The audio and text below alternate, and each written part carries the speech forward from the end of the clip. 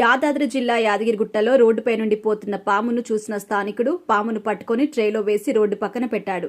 Road పక్కన ట్రేలో పెట్టిన పామును చూడ్డానికి ప్రజలు గుమిగూడారు. పామును చూసిన కొందరు అటవీశాఖ అధికారులకు సమాచారం ఇచ్చారు. పామును చూడ్డానికి ప్రజలు గుమిగూడిన సమాచారం తెలుసుకున్న కానిస్టేబుల్ అక్కడికొచ్చారు. పామును పట్టుకున్న వ్యక్తి సహాయంతో పామును యాదగిరిగుట్ట పోలీస్ స్టేషన్కి తీసుకెళ్లారు సదరు కానిస్టేబుల్.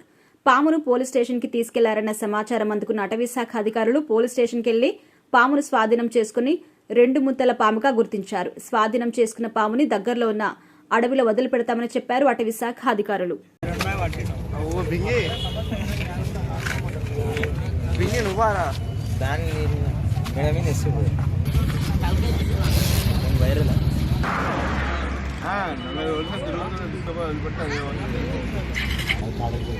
మూతి పైన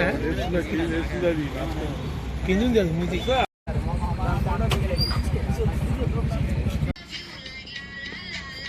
మీ సంచి వేసుకుంటాడు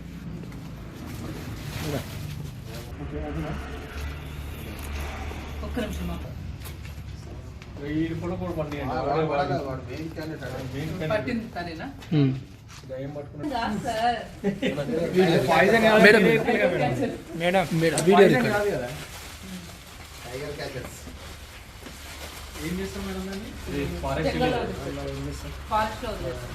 నా పేరు స్వామి. పెట్రోల్ బంక్ కాడ దొరికితే రోడ్ క్రాస్ అవుతుంటే అందరు చూస్తుంటే ఎందుకని ఎవరు పట్టుకుంటారు, దాన్ని వదిలేస్తే మళ్ళీ ఒక అన్న ఒక ట్రే వేయగానే ట్రే ఇచ్చేస్తే నేను వాళ్ళు వేసుకొని ఏమంటే పక్క పెడితే అంత జనాభా జామ అయింది. జనాభా చెప్పే దీనికంటే నేను వచ్చి పిఎస్కి అప్పచెప్పిన వాళ్ళని పిఎస్ నుంచి వెళ్ళి ఫారెస్టర్లు వచ్చి వాళ్ళు తీసుకొని పోయారు. వాళ్ళకి ఆల్రెడీ అప్పుడే క్లూ ఇచ్చినాం వాడు ఫారెస్టర్లకు వచ్చి ఇక్కడ కాకపోతే పిఎస్ కార్డు అప్పచెప్పి తీసుకొని పోయారు. నా పేరు Parvathidevi, Mallapur section officer, forest section officer, Mallapur section. తను మా forest beat officer, Rayagiri YTDA range. ఇట్లాంటి పాములు ఎక్కడన్నా కనిపించినా కానీ ఎమ్మటే అటవీ అధికారులు లేదా స్థానిక పోలీస్ స్టేషన్ వాళ్ళకి సమాచారం ఇవ్వగలరు. అటవీ అధికారులు అయినా మాకు సమాచారం ఇచ్చిన ఎడల మేము ఎమ్మటే దానికి రీచ్ అవ్వి దాన్ని కాపాడి దాని లొకేషన్ ఎక్కడ ఉంటుందో దాన్ని అక్కడ పెట్టగలుగుతాము. ఇప్పుడు సపోజ్ అట్లాంటి పాములు ప్రజల్లో భయాందోళనకు గురవుతాయి.